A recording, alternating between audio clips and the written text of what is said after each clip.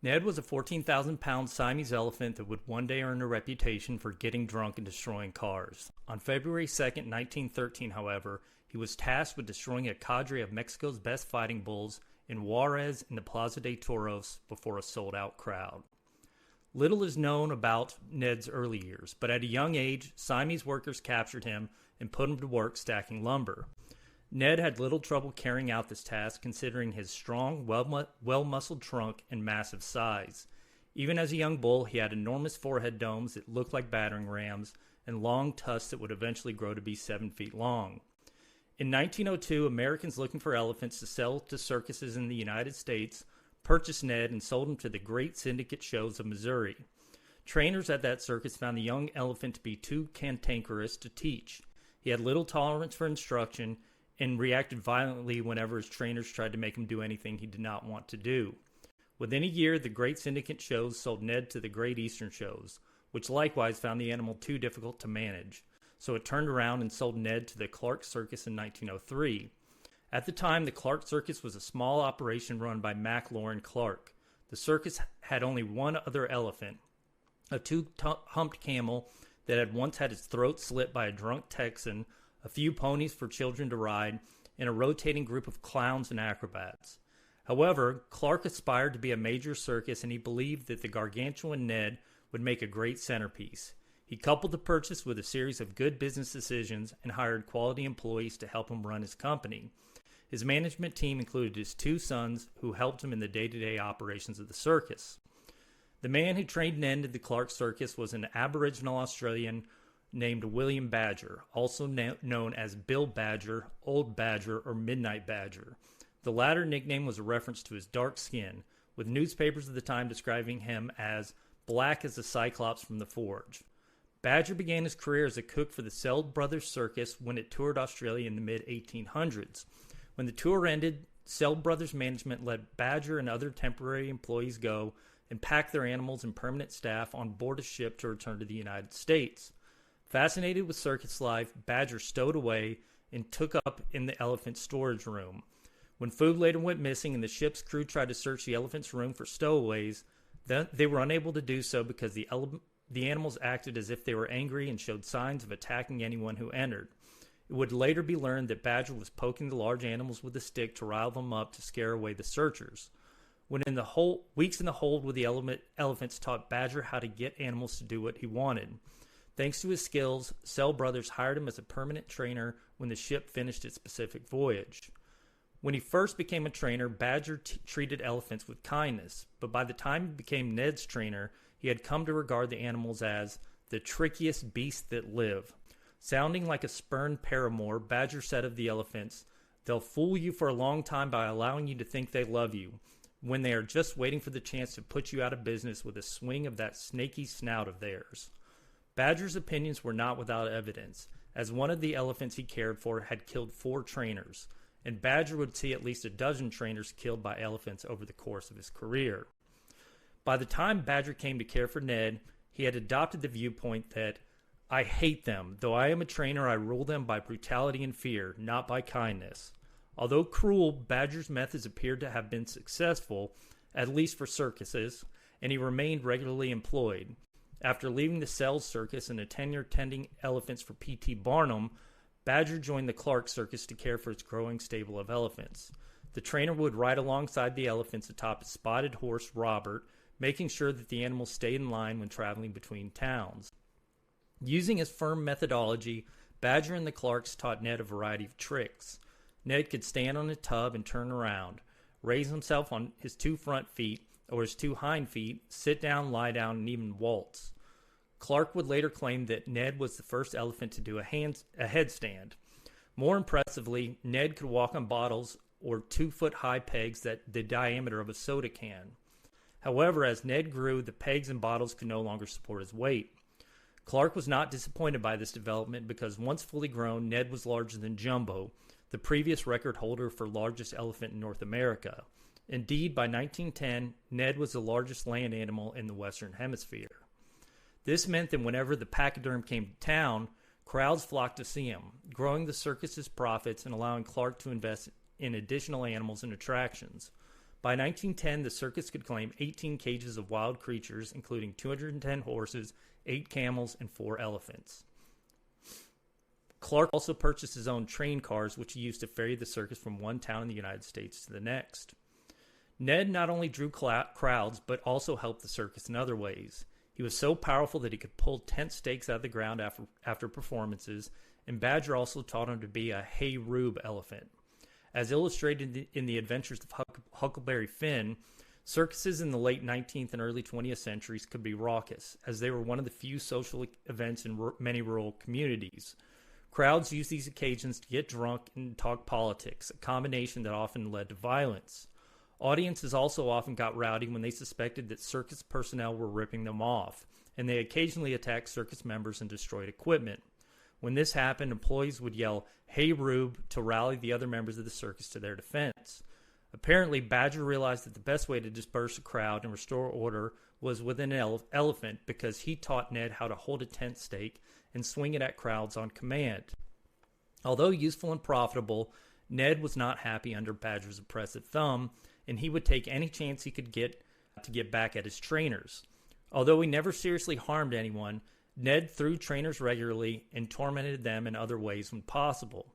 Once in Louisiana, a trainer hoped to escape an angry Ned by taking refuge in a blacksmith shop, but the elephant broke down one of the building's walls. Ned also took every opportunity to escape. One day while the circus was traveling through Pennsylvania, Ned broke out of his bonds and ran into the countryside. Trainers found him dancing on a nearby patch of asphalt.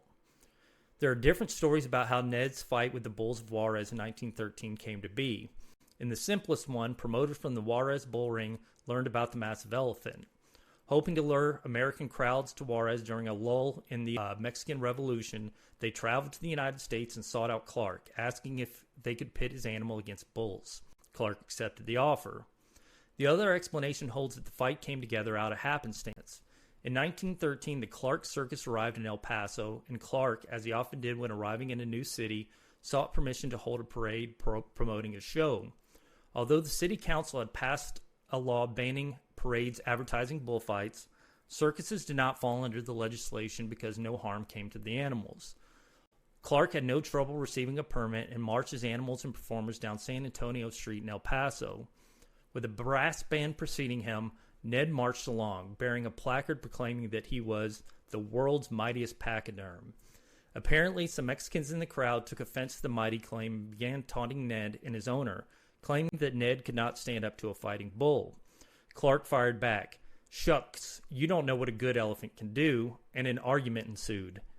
In another version of events, it was only after hearing about the argument that the management of Juarez traveled to El Paso to speak with Clark about pitting Ned against some of its bulls. Whichever version is correct, the promoters offered Clark $3,000 to fight Ned against 5 bulls. Although sources are unclear if they expected him to fight all the animals at the same time. Perhaps of greater value, they also told the circus owner that they planned to make a motion picture recording of the event and that Clark would receive a copy of the film. He would even keep a share of the film rights, which promoters intended to sell to Thomas Edison's motion picture company for display in theaters throughout the United States. Since the start of the Mexican Revolution, numerous Hollywood camera crews had descended on the border to capture footage of the war. So producers in California would then craft a story around the footage. The movies included The Greaser's Gauntlet, Sin and the Greasers, and The Greaser, and as could be expected with these titles, the plots of the movies often involved an Anglo battling treacherous Mexicans. 2 motion pictures, Handicap and A Mexican Courtship, had even been filmed in the Juarez bullring in 1912. Possibly imagining what a movie about his elephant would mean for his circus, Clark agreed to these terms, and he and the Juarez manager set the event for 3:45 p.m.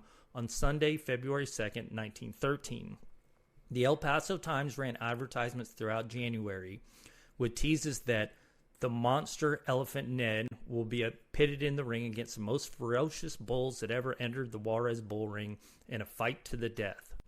Box seat tickets went for $1.50, shaded seats $1.25, and seats in the sun $1.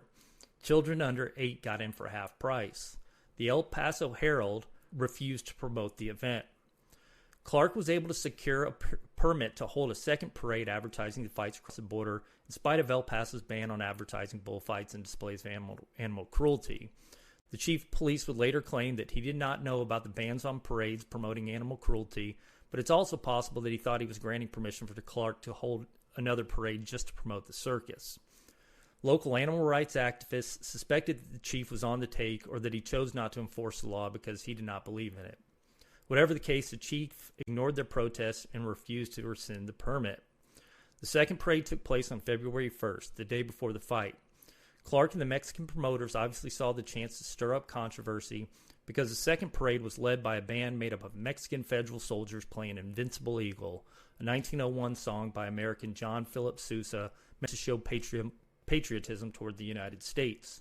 The march concluded with Ned, wrapped up in a canvas proclaiming, "This African elephant will fight a ferocious bull from Chihuahua to the death in the bullring in Juarez tomorrow." The sign carried the prices for tickets. With news of the fight spreading, church officials attempted to shame their parishioners into staying away from Juarez. Reverend R.T. Hanks noted that, "With the Mexican end of the affair, we have nothing to do, for there is no possible way by which we can influence the powers to be over there to do the decent thing." However, he called on El Pasoans to exert our influence to keep people from patronizing so brutal and disgraceful a performance, citing a story about a man turning down an invitation from a woman to attend a bullfight because he was a gentleman. Either repeating himself or trying to make a point, Reverend Hanks said, "The only thing we can do in the matter is to use our influence to keep people from patronizing that inhuman, brutal affair." He then called on his flock to vote out men like the police chief who overlooked animal rights violations. Unfortunately for the progressive preacher, the shaming was ineffective as the event sold some 5,000 tickets and would be held as planned. The day of the fight, Badger Clark and Clark's son Lee put a chain on Ned and walked him across the International Bridge into Juarez.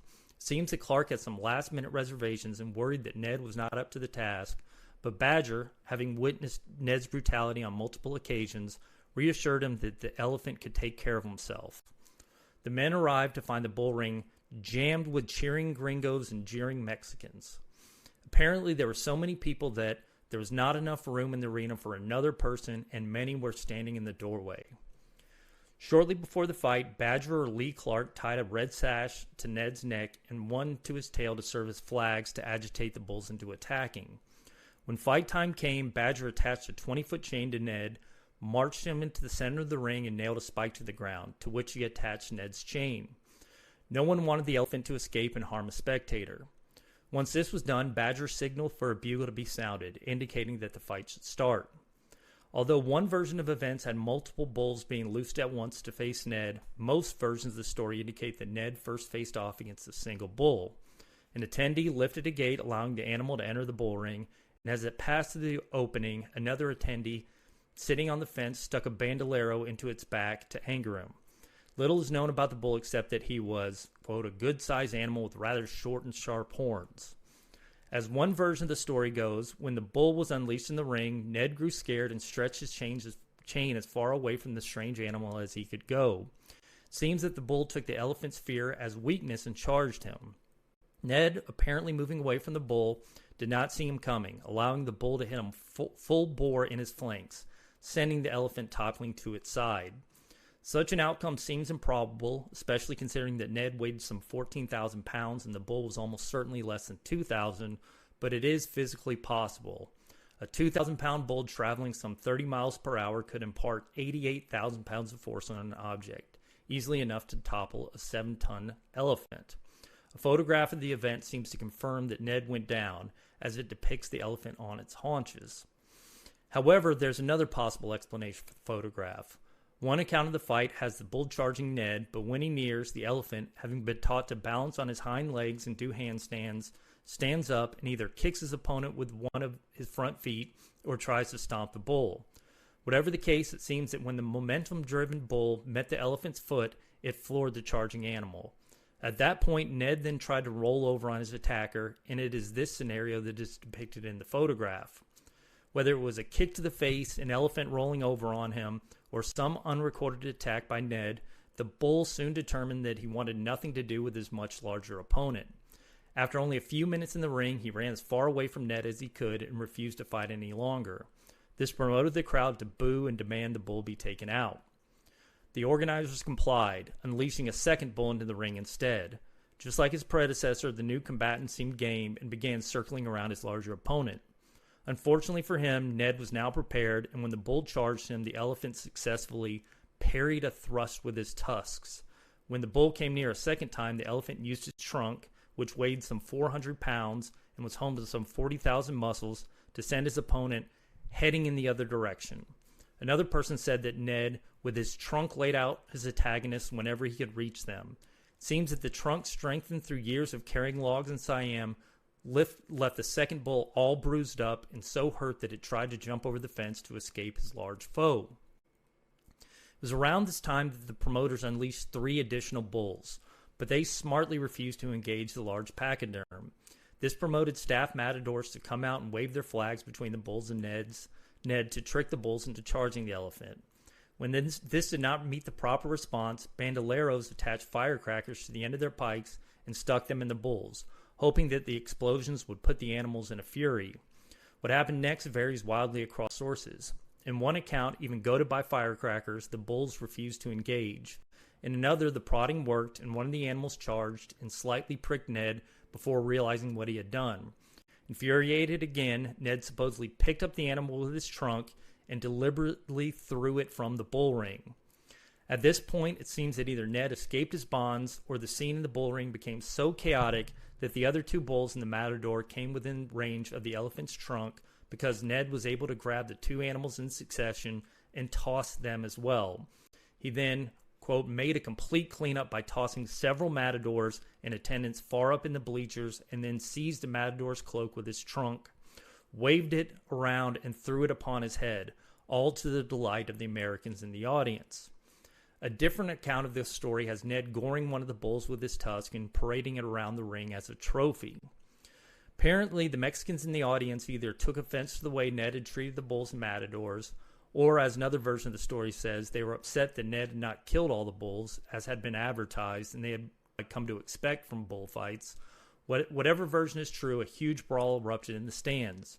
In one version of the stories, members of the crowd spilled into the bull ring seeking vengeance on Ned for besting their bulls, forcing the elephant and his trainers to take refuge in a padlock.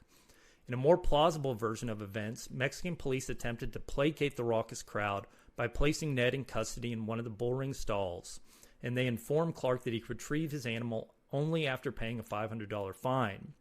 The charge was either failing to deliver the program advertised or for causing a public disturbance. The police also confiscated the film reels of the event. Still, a different version of the story holds that promoters, either upset at the fight's outcome or the chaos that had followed, were the ones to lock up Ned, and they were the ones to demand $500 for lost revenue and to cover the cost of what Ned had eaten while in Juarez. In all versions of the story, the promoters refused to pay Clark the $3,000 promised for the fight.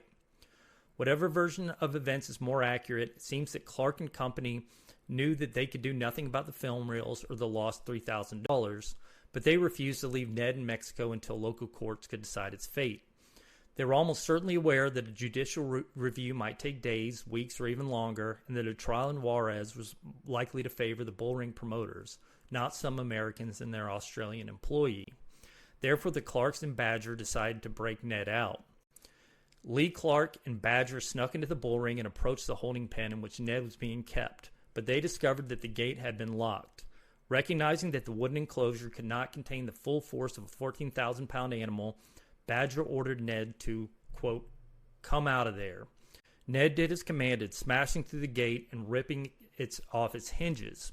With a portion of the wooden barrier still hanging from Ned's neck, the trio made their way in the direction of the nearby International Bridge. Apparently, someone heard the noise of the breakout because a crowd formed and tried to prevent the elephant and circus men from escaping to the United States. Ned responded by lifting Badger with his trunk and placing him on his head. Badger quickly came up with a plan. Here, Lee Clark handed Ned a wooden stake, which the elephant took in his trunk. Having been a Hey Rube elephant, Ned had been trained to swing it back and forth in front of him. When would-be attackers came to attack him or the members of the circus, the great beast slashed at them with his stake, clearing a path to the bridge in El Paso. Before they could reach the bridge, a car turned in front of Ned, attempting to block his progress. Ned responded by bowling over the car and continued his escape. Although this detail sounds implausible, It would not be the only time Ned would make short work of a motor vehicle that got in his way. The group made it back to El Paso, where they relayed what happened to the rest of the circus. Compared to previous interspecies fights in Juarez, newspapers carried little news of the event. Those that did had few details on the actual combat and almost nothing on what transpired after the fight. The El Paso Times, which frequently carried details of animal fights and took advertising dollars from bullfight promoters, lauded the novelty of battle and dedicated multiple paragraphs to describing the fight. The Times, however, provided no background explaining how the fight came together and nothing on the aftermath. Other Texas newspapers made light of the spectacle or criticized it. A columnist in the Amarillo Daily News used it to make political commentary about the recent 1912 presidential election in the United States, which had featured Bull Moose Party candidate Teddy Roosevelt facing off against Republican William Howard Taft. This led one columnist to remark, "Battles between a bull and an elephant in the Juarez arena show that American political methods have crossed the border." As expected, the El Paso Herald carried few details about the event. It once again served as a mouthpiece for animal rights groups. They blamed the El Paso chief of police, indecent Mexicans, and the godless Americans for the success of the fight and warned that by allowing such displays to take place, they were inviting mob rule. The lack of attention from the press may have also owed to the animal rights activists pressuring newspapers to not report on the event or to a general decrease in sensationalist journalism. Beginning in the aftermath of the Spanish-American War, which some blamed on New York newspapers exaggerating claims, many journalists had started calling for ethical reporting, including a decrease in sensationalism. The lack of coverage may also have been for a less noble reason. A different elephant fight won headlines. The day after Ned's fight, a lion in a Connecticut zoo escaped its enclosure and attacked a camel, but an elephant came to the rescue. The pachyderm lifted the lion up and smashed him to the ground. When the lion tried to leap at the elephant's head, it was, quote, knocked senseless by one blow from the trunk of the maddened pachyderm. The men of the Clark Circus never saw the $3,000 the promoters had promised them, nor did they receive the film footage of the event, which remains lost footage to this day. At least they left Mexico with a story. Lee Clark would later remember the event as the major circus comedy drama. It is full of pathos, comedy, and heroic action. Unfortunately, Badger and the elder Clark would not live long to tell the tale. Badger died shortly after the fight around 1915. M.L. Clark progressively handed over control of the circus to his sons before he died in 1926.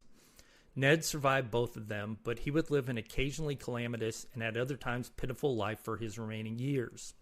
In 1921, the Clarks apparently determined that without Badger to keep Ned in line, the elephant was not worth the trouble, and so they sold the animal to Algie Barnes Stonehouse, who ran the Algie Barnes Big Four-Ring Wild Animal Circus. Stonehouse gave Ned the new name Tusco and called him the mighty monarch of the jungle. Ned's new owners also found the elephant difficult to control. In 1922, less than a year after buying the elephant, the Algie Barnes Circus made a stop in Sedro-Woolley, Washington, where Ned threw one of his keepers 30 feet in the air and made a run for it. For the rest of the day, Ned made his way through Sedro-Woolley, knocking over telephone poles, garages, fences, and chicken coops as he made his escape. He crushed a Model T under his hooves and used his trunk to overturn other cars. Although destructive, Ned's rampage did not appear dangerous to humans, and the people of town stayed out of Ned's way and enjoyed the show. That was until Ned caught a whiff of sour mash emanating from the local tavern. Likely to avoid new prohibition laws, the tavern was cooking its own booze. Ned smashed into the tavern and, quote, gorged on the sour mash, quickly growing drunk. He then apparently decided that a nearby house had wronged him. He went over to it, peered through the windows, and after frightening the inhabitants, proceeded to knock the home off its foundation. He then broke into a nearby barn and feasted on the hay stored there before running off to continue his rampage. For the rest of the night, Ned ran through the darkness, getting into fights with automobiles and houses, damaging some 20 cars and knocking down the walls of 3 homes. By morning of the following day, he had traveled some 30 miles to the town of Garden of Eden, where the men of the circus finally caught up to him strolling on a side road. In total, he had caused some $20,000 in property damage, which Stonehouse had to pay out to the people of Sedro-Woolley. Fortunately, the only person harmed in the rampage was Ned's trainer, who suffered bruised ribs. The press relished the story about the destructive but seemingly harmless elephant, allowing Stonehouse to capitalize on Ned's new notoriety. Unfortunately, the elephant's behavior grew progressively more violent over the ensuing years, and he more frequently attacked, although never killed, his trainers.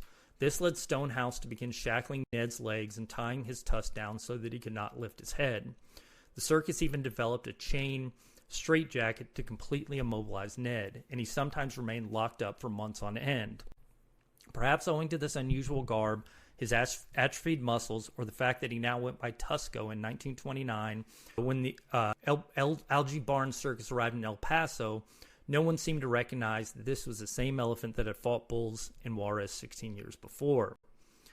Later in 1929, Ned had to watch as members of the circus used submachine guns to execute fellow elephant Black Diamond in Corsicana, Texas, after that animal threw its trainers over a car and impaled a woman with its tusks, killing her. Black Diamond's deed and Ned's progressively aggressive behavior convinced Stonehouse that he no longer wanted to use elephants in his shows. They were too unruly. Therefore, in 1931, he sold Ned to a carnival barker who kept the elephant chained to a wall as a sideshow. Apparently, Ned liked this life even less than being in a circus because in 1931, he ripped his bonds from the wall and went on a rampage, ripping down multiple buildings before being caught.